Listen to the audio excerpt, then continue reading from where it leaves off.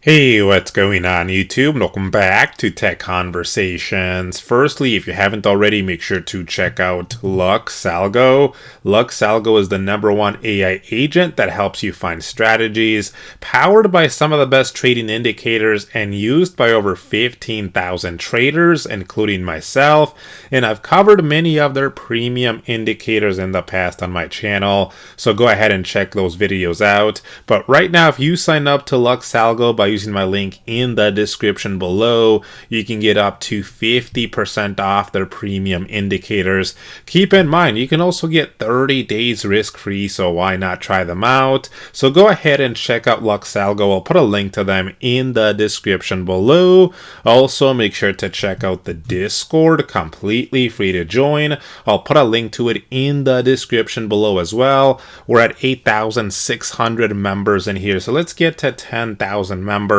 Now let's get right into today's video. So today, I want to talk about a strategy that you can implement that behaves to the upside as if you owned 100 shares of the stock, but that requires, in some cases, 80% less cash than if you were to buy 100 shares of the stock. And so the way we can do this is by using options. And this strategy is very simple when it comes to the setup because there are some specific numbers that we look for here. So for today, I will be using Robinhood, ticker symbol HOOD, and everything I am showing you here today is just for educational purposes and they are just examples. So the first thing you will need to do is find a stock that you are bullish on, you believe will go up in price. For us, again, let's pretend we believe Robinhood will go up in price. So I'm going to go into the options here for Robinhood. We can do that by clicking on this button right here. So this takes us over to the available options for this stock. And so first here we need to select an appropriate expiration date.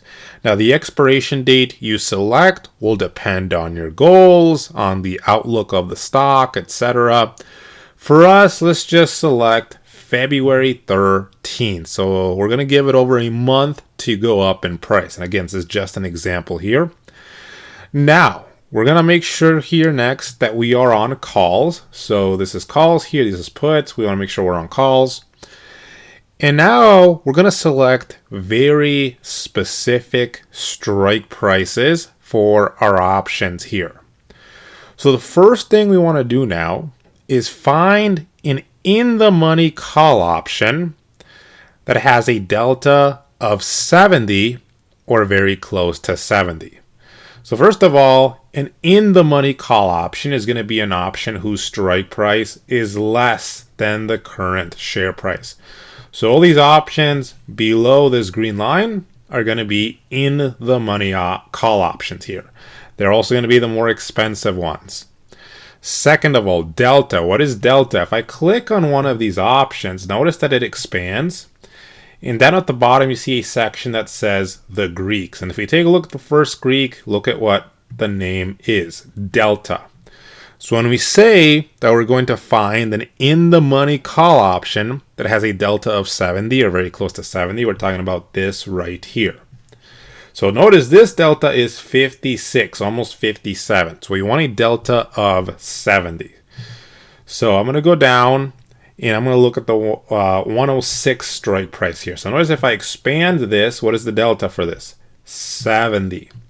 So this would be the in-the-money call option that I'm looking for here. So this is in the money and it has a delta of 70 here. This is at the strike price of 106. So we're going to go ahead and select this here. Now we're actually going to buy two of these calls, not just one. And I'll show you how you modify the quantity here in a little bit. Now we need to move on to the next step here. So now what I'm going to do, notice I am on buy right now. We're buying calls. Now I need to switch over to sell. And so now the next thing I want to do is I want to find a near at the money call option that has a delta of 50 this time, or very close to 50. So at the money is the strike price that's as close to the current share price as possible. So this option should be close to the at-the-money call option. It should have a delta of 50 or very close. So if you look at the option with the 117 strike price, if I open this, look at this, delta 51. So very close to 50. So I found this option now. So now I want to sell one of these call options. So I'm going to go ahead and select right here. Now remember earlier I said for the call that we're buying, we need to buy 2 calls, not just one. So I'm going to go ahead and come up here to this drop down or this icon here, and it'll give me this drop down. Here we can click on custom and set our ratios here. So for the call we're buying, I don't want just one, I want 2 here. And so this is what the strategy will look like. So we're going to be entering for a debit. And this debit will also be our max loss. And of course, we have our P&L chart down here below. But again, I like to use OptionStrat instead to look at my P&L and other important things. So let's go over to OptionStrat. Let's visualize this options trade and talk about it a little bit more there. So I'm going to go over to OptionStrat, and I'll put a link to OptionStrat in the description below. This is a really great options visualization tool. So it allows us to visualize how an options trade might play out, depending on what happens with the share price over time, implied volatility, things like that. So I'm going to go to build, and I'll just start with a regular call here. So let's go over to HOOD Robinhood. That's the stock we used for today's example. For my expiration date, I selected February 13th for this example. And then again, we first started by finding the in-the-money call option with a delta of 70 or very close to 70. We found that to be the call option at the 106 strike price. And then we said we need to buy 2 of these here. So that's the first step. Then we said now we need to sell a call, and the call option should have a delta of 50 or very close to 50. So we found that at the 117 strike. Now we have this right here. So again, we're entering for a debit, and that debit is going to be our max loss. And then our max profit is infinite to the upside. We have our chance of profit here. So if you have the premium version of OptionStrat, you can see what the chance of profit is, 50% almost, and then our break even here. So notice something very important here about our break even. The break even here is basically flat, just like a stock. And it should be this way. If it's not flat, you may be doing something wrong. And what I mean by flat, what I mean is if this stock of Robinhood trades sideways, at expiration, I'm basically going to break even, very close to breaking even. Right, it's a little bit higher, only 0.7% higher up, but it's basically almost flat here, just like a stock. If you buy a stock and the stock trades sideways, you're not going to lose any money, you're not going to make any money, you're going to break even. Same thing here. If Robinhood just trades sideways, we're almost going to break even here. And so I have another OptionStrat tab open here. So this other OptionStrat tab right here, this shows owning 100 shares of the stock outright. So let's compare both of them now. So the first thing to mention here is that the strategy that we're implementing here requires a lot less capital. So for this strategy, we only need about $2,000 here. If you were to buy 100 shares instead of Robinhood, you would need $11,500. So we need a lot less capital for this strategy. The second thing, like I already mentioned, the break-evens should be flat for both. So here, again, if the stock trades sideways, doesn't move, and you buy 100 shares, you're going to be at break-even. Same thing here. If the stock doesn't move, if it trades sideways, you should be very close to break even. Here we're very close to break even. Now, the third thing, this is the most important thing about this. With this strategy we implemented, if the stock goes up, we make the same amount dollar-wise as if we owned 100 shares. So if I zoom out a little bit to 15 here, let's compare this. So let's go back to a long stock here. So if we owned 100 shares of the stock, this is what it would look like. So let's say the stock on February 13th has gone up 5%. If you own 100 shares of the stock, this means you would be up $573. What about with our strategy? So if I go back, if the stock is up 5%, take a look. You would be up $588. So you would actually be up more with the strategy we implemented than if you bought 100 shares. Okay, what if the stock went up 10%? So if 100 shares, you would be up $1,173. What about with our strategy here? You would be up $1,188.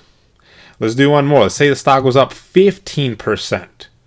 So if you own 100 shares, you would be up $1,673. With the strategy we implemented, you would be up $1,688.